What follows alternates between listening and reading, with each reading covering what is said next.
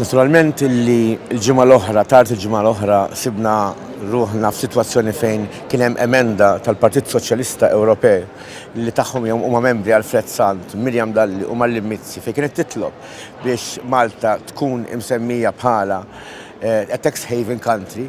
Dan ħolqilna problemi kbar, fi ftit tal-ġranet kemm jiena kemm Roberto kemm Francis ridna mhux biss inġibu l-appoġġ tal-Partit Popolari li kważi kollu ivvota favur il-Maltin, favur il-financial service ta' pajjiżna, ma kellna wkoll nduru fuq deputati oħra li ġej min-naħa tal-lemin biex jivvotaw ukoll anke huma favur it-talba ta' pajjiżna.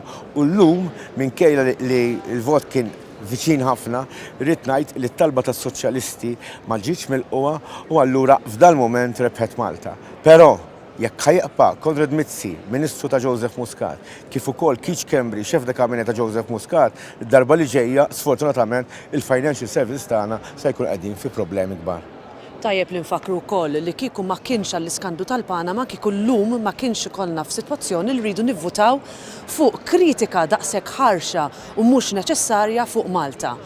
Li kieku il-grupp tal-Partit Laburista f'dan il-Parlament ikkonvinċa lil Joseph Muscat biex ineħħi lil Konrad Mizzi u lil Keith Schembri kieku maħniex qegħdin f'din is-sitwazzjoni. Ma sfortunatament ir-reputazzjoni tagħna ta' Malta li tant imbniet fuq pedamenti sodi għal snin sħaħ wara li tħallna fl-Unjoni Ewropea, illum dawk il-pedamenti ixxaqqu sew. U allura darba wara l-oħra ser ikun hemm attentat wara ieħor kontra Malta. Li kieku ma kienx għad-delegazzjoni tagħna, kieku Malta illum kienet titlef. Illum Malta rebħet minħabba l-MPs nazzjonalisti. Bla ebda dubju dak li irnexxinna nagħmlu aħna bħala deputati fissem il-Partit Nazzjonalista fil-Parlament Ewropew hi li nagħmlu id-distinzjoni li Joseph Muscat ma jagħmilx. Jiġifieri id-distinzjoni bejn Malta u l-Gvern ta' Malta. Bejn Malta u Ministru bħal Konrad Mizzi, bejn Malta u Chief of Staff tal-Prim Ministru bħal Keith Schembri. U aħna kienna allura din il-biċċa xogħol jibsa li jinduru fuq deputati oħrajn u ngħidulhom Malta hija Malta, il-poplu Malti huwa l-poplu Malti.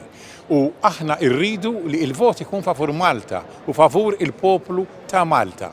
Però fl-istess ħin aħna insostnu il-kritika lil min iħammex isem Malta.